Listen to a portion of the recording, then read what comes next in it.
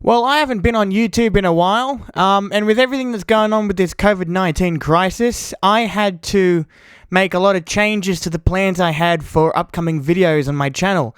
One of them being my DCEU reviews leading up to Wonder Woman 84.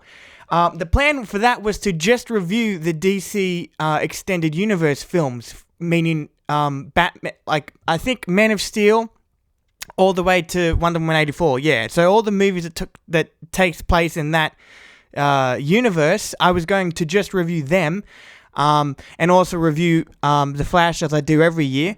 And that's really all I was going to do. But because it got postponed to August, I now have so much more time to review even more DC stuff. So that's what I'm going to do by going way back in time and reviewing Superman.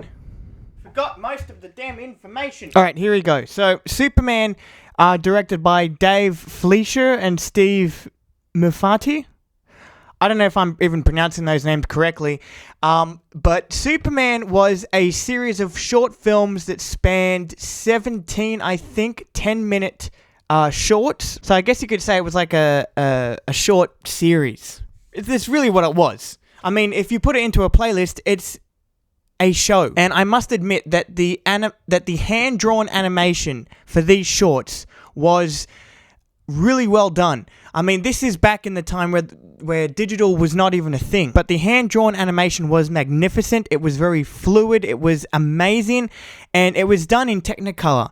Back then, it was released in Technicolor when everything was black and white. So it was amazing to see how good these shorts actually looked for something that came out almost 80 years ago. Holy shit. That is so old. But the one thing that did show its age was the voice acting. I must say the voice acting is very 1940s. It's very old. I wouldn't necessarily say bad, but it's very outdated. This is a job for Superman. And if those were positives for me, I guess I'd have to now get into some of my negatives. My biggest negative with this, with these series of short films, animated short films, is that the formula after a while gets so damn boring. I fell asleep during one episode, during two actually. I slept through two. I had to go back and rewatch them, because the formula is. It is, like, for something that's so old, right, and that came out back then. By the way, I'm pretty sure this is the first moving picture of Superman, so you can expect some things will be very outdated, one of them being the formula. I mean, bad guys attack, Superman responds, Lois gets involved, and he has to save Lois Lane. Not too progressive, I must say.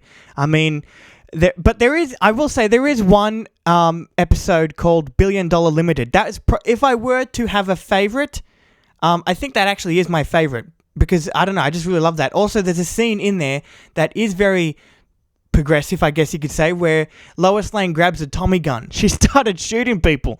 Man, she didn't hit anyone because it's, you know, it's a animated short for kids. Anyway, if I were to sum this up, which there's not much to sum up, because in all honesty, there wasn't much to say about this, because as I said, the formula is the same.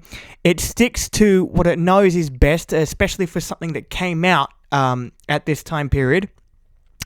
But if I were to try and sum it up, I'd say that the feeling of watching something that's so old was kind of beautiful, I guess, watching something so old and going back in time and experiencing Superman as people back then experienced him for like the first time on screen.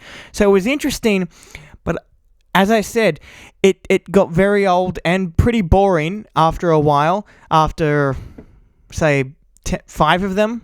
I don't know.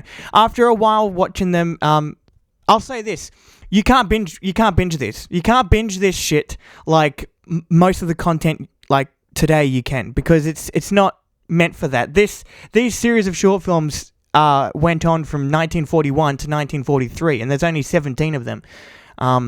So I'm guessing because of the limited technology back then, it took them a while, especially seeing it as it was hand-drawn animation, it took them a while to put each short together. I don't really know how things worked back then, but I will say, going back in time to look at the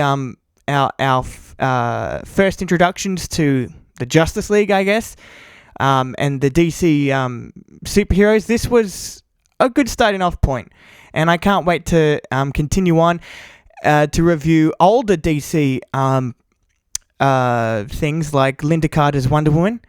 Can't wait to, because if I'm reviewing Wonder Woman 84, I'm definitely going to review Linda Carter's Wonder Woman. Can't wait to do that. All right, I'll see you guys in the next DC related review.